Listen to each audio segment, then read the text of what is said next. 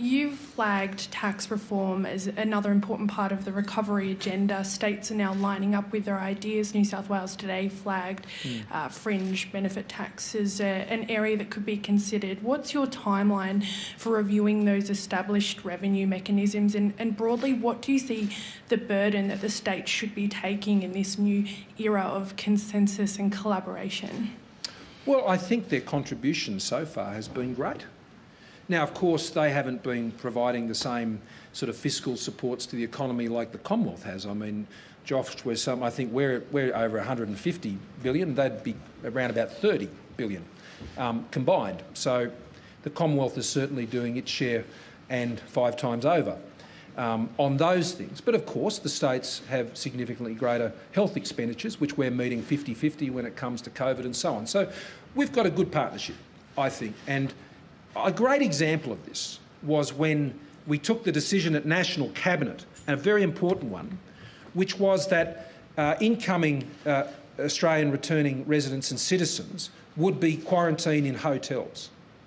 And the states immediately agreed that wherever they come in, that state would meet the bill, knowing that New South Wales in particular was probably going to bear the biggest burden on that. But there wasn't a quibble about it. And I suppose the solidarity of that group was, we've just got to solve the problem.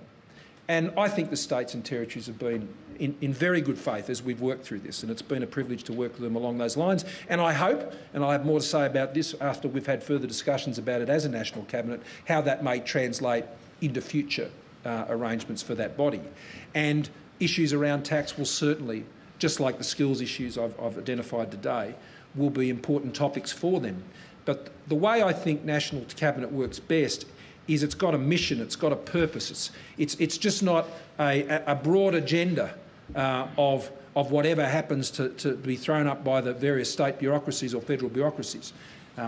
It is actually designed to, in this case, manage the crisis and the health and the economic impacts of that. Going forward, creating jobs, I think, is the issue that we've all got our minds now focused on. Now, on issues of tax, that will come through that process. It'll come through other channels that the Treasurer will work on. There's a budget in October. But I would simply say that our focus, as I said in the speech, is on what generates investment and what creates jobs. You know, you ask someone for their opinion on tax and they can give you volumes. But I'm interested in the stuff that's going to create jobs and create investment. And I believe they are too, and if we can agree some ways forward there, I suspect more of it's at the federal level, certainly on income tax. I don't mean specifically personal income tax, all those issues. I mean, that's the mix. We all know what the mix is. I'm not dropping any breadcrumbs there or anything like that. I'm just saying tax is big and it's a complicated issue, and we'll work our way through it.